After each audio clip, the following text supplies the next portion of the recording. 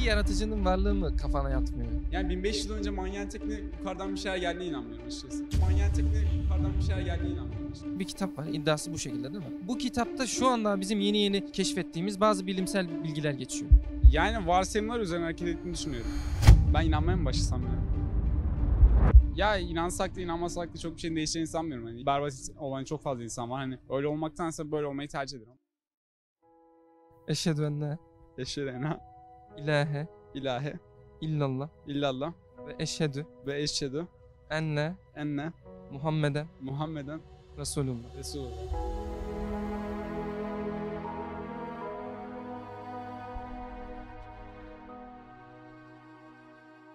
Kardeşim hoş geldin. Merhaba, hoş buldum. Ne yapıyorsun, ne ediyorsun? Adana Koleji'nde okuyorum. 11. sınıfım. Yani kimya mühendisliği istiyorum ODTÜ'de. Kimya mühendisliği. İyi, güzel bakalım. Felsefeyle aran nasıl? Sevmiyorum. Sevmiyor mu? Dinle falan aran nasıl? Yok, sıfır. Bir dine inanıyor musun yoksa? Ortamına göre. İnanmam gerektiği zaman... Buna göre ne demek ya? Ne bileyim, inanmam gerektiği zaman inanıyorum. İnanıyormuş gibi yapıyorum ama normal inanmıyor gibiyim herhalde. Ama işim düşünce inanıyorum. Anladım, işin düşünce. Bir yaratıcının varlığı mı kafana yatmıyor? Yoksa hükümler İslami, ne bileyim Hristiyanların veya Yahudilerin? Yani 1500 yıl önce manyen tekne yukarıdan bir şeyler geldiğine inanmıyorum açıkçası. Şöyle söyleyeyim sana, getirdiği bir kitap var, iddiası bu şekilde değil mi? Bu kitapta şöyle bilgiler geçiyor. Şu anda bizim yeni keşfettiğimiz bazı bilimsel bilgiler geçiyor. Mesela diyor ki, demiri gökten indirdik diyor. Demir dediğimiz maddenin ham maddesini oluşturabilmek için yeterli sıcaklık ne dünyada ne güneşte var. Asteroidlerin dünyaya çarpmasıyla dünyaya gelmiş. Şu an yeni keşfedildi bu bilgi mesela. Yani varsayımlar üzerine hareket ettiğini düşünüyorum. Nasıl bir varsayım olabilir? Bir insan bunu tutturabilir mi? Ya demek ki tuturmuş. Çünkü Peki birkaç tane daha versem, mesela böyle 10 tane falan saysam, bunlar varsayım olabilir mi sence? yani belki zeki bir adamdır ama hani... Bu bir zekayla alakası yok ki. Hatta gelecekten bilgi söylesem. Mesela Rumlarla Persliler savaş yapıyor. Persliler Rumlara yeniyor. Ondan sonra bir ayet geliyor Rum suresinde. Tekrardan Rumların onları yeneceğini söylüyor. Hatta ayette şöyle bir ifade var. Yeryüzünün en alçak yerinde diye geçiyor. Savaş yaptıkları yerin yer seviyesinden yaklaşık 200 metre aşağısında olduğunu görüyoruz. Yani varsayımda bulmuş olabilir diye düşünüyorum. Çünkü Rumların tekrar toparlanacağını düşünmek çok büyük şey. Çok zor değil mi ama? Devam edelim, bir tane daha söyleyeyim istersen. Olur. Firavun'un cesedinin saklanacağı geçiyor ayette. Kızıldeniz'in açıklarında bir cesede rastlanıyor ve ceset tam secde ederken bulunuyor ayetin ifadesine göre. Cesedi alıp müzeye götürüyorlar. Bu cesetle alakalı araştırma yapıyor Fransız bilim adamları. Bak, Müslüman falan da değil. Çok ağır darbeler aldığını ve çok uzun süre suyun içerisinde kaldığını söylüyorlar. Vücudunda da çok fazla tuz olduğunu görüyorlar. Ceset saklanmış. Ben inanmaya mı başlasam ya? Ya Değişik o kadar yani. basit değil de şimdi bak, bunun gibi bir sürü var. Mesela yer ve gök birleşik de biz onu birbirinden ayırdık diyor. Enbiya suresi 30. ayet. Buna da bakabilirsin mesela. Yer ve göğün birbirinden ayrılması, Big Bang teorisi zaten bunu bahsediyor. Biliyorsun. Neml suresi 88. ayette şöyle bir ifade var. Siz dağları sabit zannedersiniz ama onlar bulutların sürüklenmesi gibi sürüklenirler diyor. Şimdi Alfred Wegener 1915 yılında çıkıyor ve diyor ki acaba diyor bu kıtalar daha öncesinden birleşik olabilir mi? Bunu neye binaen söylüyor biliyor musun? Kıtaların birleşme noktası olarak düşündüğü yerlerde aynı hayvanların, aynı canlı türlerin fosillerine denk geliyor. Diyor ki acaba bu kıtalar daha önce birleşik ondan sonra mı ayrıldı diye bir fikir ortaya çıkıyor. Ve diyor ki 1915 yılında kıtalar demek ki hareket etmiştir. Dağlar hareket etmiştir. Kendi döneminde dalga geçilirken 50 sene sonra tektonik hareketleri keşfediyoruz. Kıtaların senede 2,5 ila 5 santim arasında hareket ettiğini keşfediyoruz. Daha ilginç bir şey söyleyeyim mi? İngilizce ismi ne biliyor musun bu olayın? Continental Drift diye geçiyor. Drift kelimesi tam sürüklenmek demek. Ayette geçen ifadeyle birebir uyuşuyor. Daha da farklı şeyler anlatabilirim. Mesela Kur'an'da şöyle bir iddia var. Bu kitap benzeri bir kitap getiremezsiniz. Düşünsene, toplumun edebi dahileri var o dönemde. Mesela böyle bir ayet geldi ve inanmıyorsun. Ne yaparsın? Buna benzer bir kitap getirmeye çalışırsın değil mi? Çünkü onu öyle çözmek çok daha kolay.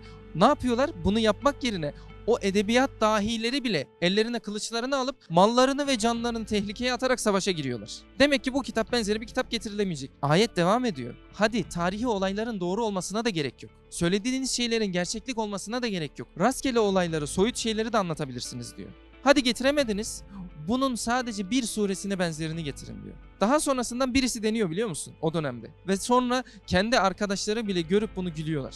Ya aslında öyle olabilir çünkü ben şimdiye kadar daha önce ne Kur'an'ı okudum ne de hani araştırdım. Bana saçma gelen şey şuydu, hani bir insanı gökten bir şey inmesi, hani olağanüstü şeylerin yaşanması. Mucizeler diyor. Yani mucizelerin yaşanması bana şu an çok ekstrem gelmeler. Hiç görmediğim karşılaşma. Ama şunu kabul etmek daha saçma değil mi? Bu kişinin kendi bilgileriyle bunları söylemiş olması. Yani evet. Ben Değil mi? dediğim gibi Kur'an'da okumadığım için bu tür ayetlerin falan geçtiğinden haberim yoktu. Hani Anladım. şimdi öğrenince biraz işler değişti. Birkaç bir şey daha anlatayım. Mucizeler dediğin kısımlar mantıklı gelecek. Bak şimdi bir olayın veya bir eserin yapılabilmesi için mesela arabadan örnek vereyim. Gerekli bütün bilimsel bilgilerin bilinmesi ve onları bir araya getirilmesi gerekiyor. Doğru mu? Mesela arabanın örnek veriyorum. Benzinin nasıl çalıştığını bilmesek biz araba yapamayız. Veya direksiyonun nasıl çalıştığını bilmesek biz araba yapamayız. Ya da tekerleği nasıl döndüreceğimizi bilmesek araba yapamayız. Şimdi buradan yola çıkalım ve etrafımızı biraz inceleyelim. Topraktaki atomlar.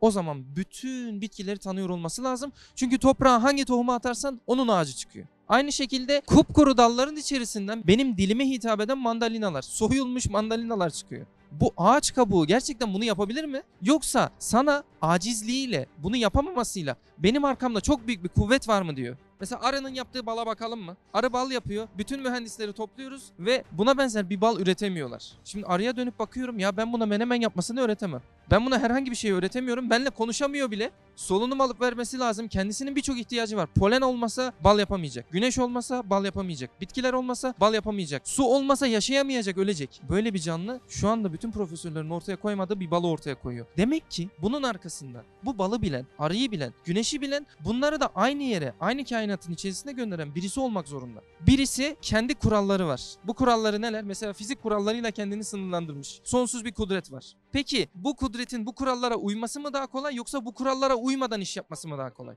Uyarak iş yapması daha kolay tabii ama hani Uymadan yapması daha kolay aslında. Kendini kısıtlamaması açısından herhangi bir kurala bağlı kalmadan iş yapması daha kolay, doğru mu? evet. Şimdi örnek veriyorum, şundan mandalina yaratırken belli başlı kurallara tabi, su gibi, toprak gibi, ağaç gibi, ama mucizeyi yaparken hiçbir kurala bağlı olmak zorunda değil çünkü istediği gibi yapıyor. Ayı ikiye bölerken hiçbir kurala bağlı olmak zorunda değil çünkü istediği gibi yapıyor. Bir ağacı yerden kaldırıp bir yere götürürken hiçbir kurala bağlı olmak zorunda değil. Kendi kurallarının da dışına çıkabilir. Çünkü bildiğimiz gibi evrenin belli başlı kuralları var. Fizik kuralları, kimya okuyacağım diyorsun, kimya kuralları var. Ama bu kurallara bağlı olarak iş yapmak mı daha kolay yoksa hiçbir kuralın olmadığı, tamamen özgürlük olduğu bir ortam mı? Bağlı olarak iş yapmak kesinlikle daha kolay tabii. Şimdi oradan yola çıkarsak şunu söyleyebiliriz. Sudan oksijen oluşması, oksijenin ayrılması olayı bile o zaman bir mucizeden daha zor bir şey aslında. Evet. Çünkü belli bir kurala bağlı kalıyorsun. Bak gördün mü, mucize dediğin şey de zor bir şey değil. Sadece ben sana yanlış anlattıklarını düşünüyorum. Çünkü sen aklın var, mantığın var. Çok kolay bunları anlayabiliyorsun yani.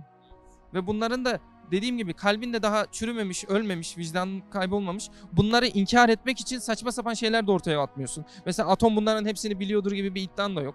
Senin ufak bir dokunuşa ihtiyacın varmış o zaman.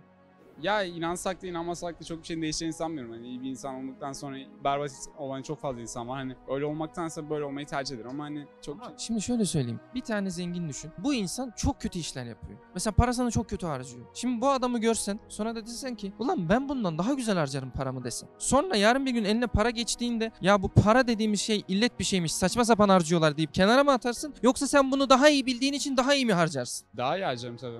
Şimdi baktın o insanların yanlış olduğunu gördün. O zaman daha iyisini sen yapsana. Niye böyle yapmıyorsun? Şimdi gel yanlış yapanlara bakalım ve onlardan ders çıkarıp doğru şeyleri yapalım biz. Mantıklı, evet. İsim neydi? Ilgar. İnanmak istiyor musun? İnandın gitti mi? Müslümanlığa giriş cümlesi var biliyor musun? Yok. Söylemek ister misin? Ben sana söyleyeyim, tekrar et. Söyleyeyim o zaman. Olur. Eşhedü en la Eşhedü en ilahe ilahe illallah illallah ve eşhedü ve eşhedü enne enne Muhammeden Muhammeden Resulullah. Resulullah. Tamam, bu kadar. Sarılabilir miyim?